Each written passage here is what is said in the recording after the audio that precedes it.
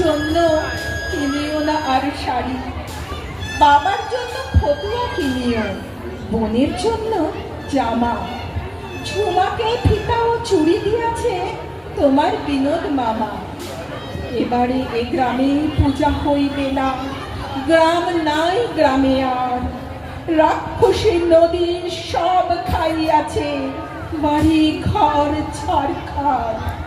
পূজার বদলে নদীর বাঁধ ও রাস্তা সারাই হবে।